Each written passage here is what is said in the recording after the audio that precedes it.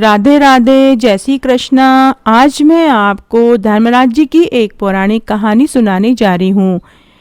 मकर संक्रांति के दिन से अगर आपने धर्मराज जी की कहानी सुनने का और व्रत का नियम लिया है तो आपको व्रत के साथ में कहानी जरूर सुननी चाहिए। इससे व्रत का पूरा फल मिलता है। कहानी इस प्रकार है। एक गांव में दो सेठानियां थी, एक अमीर और एक गरीब। अमीर सेठानी के घर में खूब धन धान्य था, भरा पूरा परिवार था। उसके यहाँ किसी चीज की कोई कमी नहीं थी, परंतु वह बहुत ही कंजूस थी।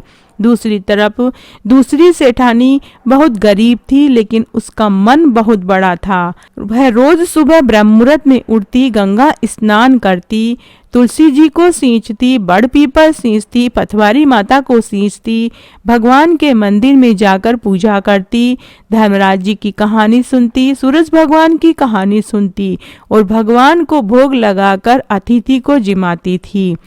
पहली रोटी गाय को और आखिरी रोटी कुत्ते को देती थी और इसके अलावा वह चिड़ी कबूतरों को दाना पानी देती थी।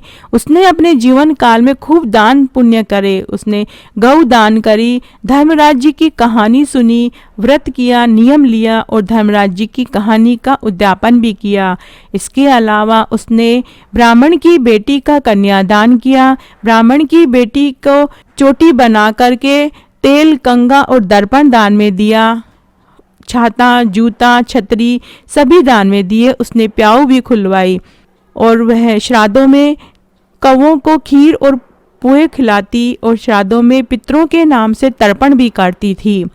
जब दूसरी सेठानी उस गरीब सेठानी को देखती तो वह उसके ऊपर बहुत हंसती थी और कहती थी, अरे ये तो बड़ी ही धर्मात्मा है, पता नहीं पूरे दिन क्या क्या करती रहती है। संयोग की बात थी कि दोनों ही सेठानियों की एक ही दिन मृत्यु हो गई। धर्मात्मा सेठानी को तो यम के दूत विमान में लेकर गए, जबकि दूसरी अमीर सेठानी को यम के दूत मुकद्दरों से मारते हुए लेकर गए। यम मार्ग में अमीर सेठानी को भूख और प्यास लगी तो उसने यमदूतों से खाना और पानी मांगा। तब यमदूतों ने कहा कि तूने अपने जीवन काल में किसी गरीब को खाना खिलाया हो, प्याऊ लगवाई हो तो ही तुझे खाना पानी मिलेगा। इस तरह उसे कुछ भी नहीं मिला। रास्ते में उसे खूब कांटे चुभे, खूब गर्मी पड़ रही थी, लेकिन यमदूत उसे घसीटते हुए लेकर गए। पूरे रास्ते सेठानी को बहुत पछतावा हुआ। वह सोचने लगी कि मेरे पास तो सब कुछ था, फिर भी मैंने कोई दान धर्म नहीं किया। इस तरह यमराज के दरबार में पहुंच गई।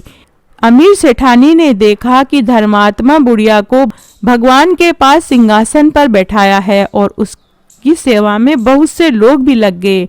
उधर दूसरी सेठानी को तपते कुंड में डाला गया।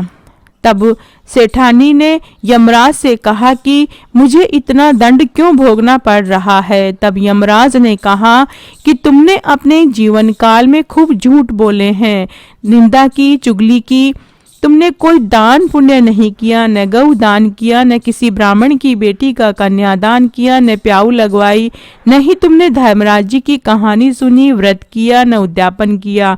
तुमने मेरे नाम से कोई व्रत नहीं किया और न ही कोई मेरे नाम से तुमने दान किया, इसलिए तुम्हें यह दंड भोगना पड़ रहा है।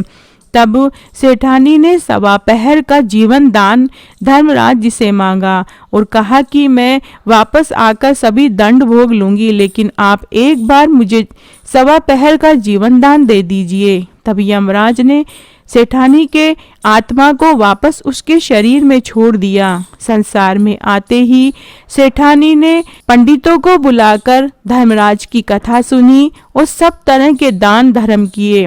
सवा पहर का समय पूरा होते ही इस बार उसके लिए भी विमान आया और वह विमान में बैठकर धर्मराज की चौखट पर गई। तब धर्मराज जी ने भी उसे अपने पास वाले सिंहासन पर बैठाया और उसकी सेवा में भी बहुत से लोग लग गए। तो इस तरह सवा पहर के दान धर्म से ही सेठानी को स्वर्ग मिला। हे धर्मराज जी, जैसे आपने सेठानी पर कृपा करी वैसे सबके ऊपर करना, कहने वाले को, सुनने वाले को और हुकारा भरने वाले को। घटती हो तो पूरी हो तो परवान चढ़े, भूले बिसरे नाम तेरे भंडार में भरे। इस तरह आज मैंने आपको धर्मराज जी की एक पौराणिक कहानी सुनाई। आशा करती हूँ ये आपको जरूर पसंद आएगी। अगर आपको ये कहानी अच्छी लगे तो कमेंट बॉक्स में जय हो धर्मराज जी की जरूर लिखें। धन्यवाद।